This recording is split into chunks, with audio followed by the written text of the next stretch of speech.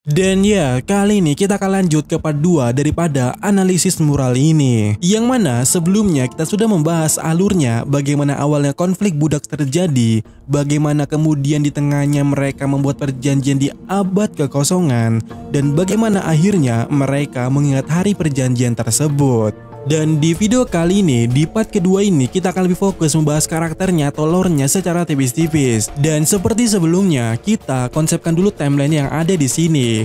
Mereka yang berada di dalam dunia pertama dan kedua sebisa mungkin ada di abad kekosongan atau sebelumnya. Lalu di dunia ketiga, mereka adalah yang ada saat ini di timeline sekarang. Jadi nggak mungkin yang ini ya itu adalah Dragon. Oke, masuk ke dunia pertama. Kelihatan atau kita bisa melihat sosok ular besar di sana, dan di sini aku punya beberapa kemungkinan jalur. Apakah dia hanya makhluk random? Apakah dia aliansi dari suku kuno? Apakah dia makhluk dari luar bumi? Apapun itu, kita dapat menyimpulkan bahwa setidaknya makhluk ini bukan dari bumi. Ular api neraka ini berasal dari salah satu planet yang ada di sini. Dimana sebagai pembuktiannya kalian bisa melihat di mural ini sendiri. Di pojokan di sini ada planet yang ada sesuatu yang melingkar atau mengelilingi planet tersebut, yang bentukannya sama dengan sirik atau sisik atau motif yang ada di ular tersebut. Jadi kita simpulkan bahwa ular ini berkemungkinan berada atau dari luar bumi. Dan apa sih clue atau hal yang memperkuat hal tersebut atau statement itu? Ya, makhluk aneh yang ada di bulan ini, di mana hewan-hewan aneh memang ada di sana. Bahkan Poseidon atau Sea King itu juga dari luar bumi. Dan aku atau kita pernah membuat semacam pembahasan bahwa Zunisa itu juga dari luar bumi, alias bukan hewan asli bumi. Nah, selain daripada itu, bentuk di mural ini juga jadi bukti tambahan untuk part 1 kemarin bahwa ular ini memang akan menjadi Redland. Iya dong, masa iya kalian mau menyangkal bukti sekuat ini? Nah, sekarang kita akan menanyakan hal lebih lanjut terkait ular tersebut. Siapa user saat itu? Konflik apa yang terjadi di sana?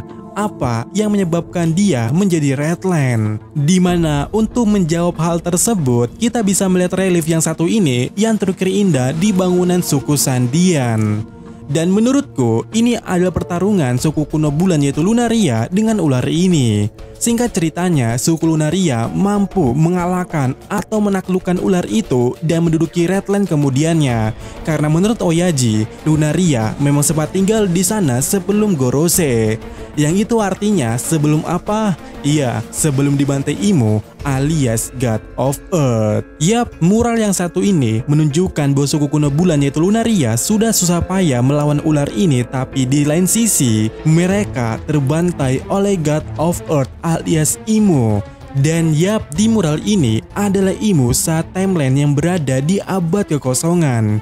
Kemudian mereka berniat membangun Marijoa di atas Redland dan juga dikenal sebagai kaum naga langit, yang menandakan sebagai awal terjadinya abad kekosongan atau sebelum terjadinya banjir 200 meter. Mungkin itu juga alasan kenapa bentuk Imo adalah naga, karena kaumnya dikenal sebagai kaum naga langit. Dan berbicara soal naga, secara dasarnya ini emang mirip. Kalian bisa perhatikan kedua gambar ini dengan seksama, tanduk, mulutnya, dan lain semacamnya. Kemudian berbicara soal naga, ini mulai sinkron dengan apa yang terjadi di Wano Kuni. Mungkin inilah alasan kenapa Wano tertutup, karena pada waktu itu Imo juga menyerang dan melancarkan banyak semacam naga ke Wano. Dan itu juga menjadi suatu cikal bakal dikenalnya Ryuma yang menebas naga. Apakah benar Imo adalah naga? Nah, jika Imo naga, naga apa yang paling cocok menggambarkannya? Yap, naga Nidhogg. Nidhogg adalah naga dari mitologi Nordik yang nantinya akan menggigit pohon Yggdrasil yang menyebabkan kehancuran dunia. Kenapa aku tertarik dengan naga ini? Karena dikatakan bahwa naga ini memakan jiwa-jiwa jahat. Dan dalam beberapa referensi game maupun cerita fiksi modern, naga jenis ini mampu memanggil jiwa-jiwa yang telah dirasuki atau dimakannya. Dan bicara soal ini, entah kenapa diriku mulai teringat dengan Magic Circle. Nami sudah merasakan atau mengatakan bahwa ini adalah proses pemanggilan iblis Artinya naga Imu-lah yang mungkin memanggil jiwa-jiwa itu setelah dia memakannya. Dan ini membuka sebuah ruang bahwa hewan-hewan yang menjadi kekuatan Gorosei yang kita ketahui saat ini adalah jiwa iblis yang sudah dimakan Imu dan diberikan kepada Gorosei. Dan kita berbicara Gorosei, tentu saja kita juga akan berbicara tentang planet. Dimana ya, aku nggak tahu apakah hal ini bisa dipastikan atau bagaimana. Karena jika Imu benar-benar dewa tanah atau dewa bumi atau God Earth, harusnya para Gorosei memiliki nama planet itu adalah jiwa-jiwa yang diberikan kepada mereka. Maksudku, tidak mungkin tanpa alasan Gorosei tetua bintang ini memiliki nama planet, bukan? Terlebih lagi, planet ini memiliki semacam ular yang berbentuk mirip dengan wujud Jupiter. Bisa saja kan makhluk Jupiter ini dari planet tersebut. Sehingga di sini aku akan berkata, bagaimana menurut kalian jika aku mengatakan bahwa dunia-dunia daripada pohon Yggdrasil itu tergambarkan dengan planet ini? Dunia tersebut adalah planet-planet ini. Dimana kalian tahu ada 9 dunia di legenda Nordik terkait pohon Yggdrasil, dan beberapa di antaranya terdapat di planet-planet yang ada di sini.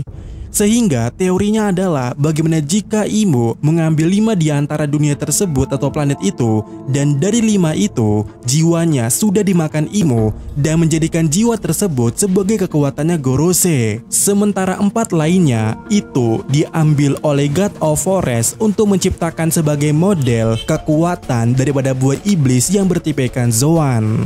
Singkatnya adalah Imu dan God of Forest sama-sama menciptakan kekuatan. Yang satu pakai buah iblis, yang satu menyerahkannya dengan ritual Magic Circle. Dan mungkin ini akan sedikit menjawab kenapa walaupun sudah muncul nama titel daripada makhluk Gorosei, tapi tetap saja belum disebutkan apa sumber kekuatannya. Apakah itu Mythical Zoan, apakah dari buah iblis, atau ternyata emang kekuatan langsung dari Imu melalui Magic Circle tersebut. Selain daripada itu, akan banyak pertanyaan lainnya seperti apakah mereka kebal dengan air laut, terus kenapa mereka bisa terus mengalami regenerasi, bahkan Luffy sampai frustasi melawannya. Apa rahasia di balik semua ini? Tentu saja pasti akan berkaitan dengan Magic Circle, ritual iblis dan semacamnya. Dan yap, ritual pemanggil jiwa ini bisa saja terjadi hal-hal seperti itu. Karena jiwa yang tak tersentuh tentu saja tidak akan bisa dilukai dengan cara apapun. Dan ya, bagaimana menurut kalian? Untuk part kali ini kita hanya membahas tentang God of Earth atau Imu, dan juga ular neraka api, dan sedikit membahas God of Forest. Dan ya, sampai kalian berdebat kalian, dan mungkin kita akan lanjut di part berikutnya.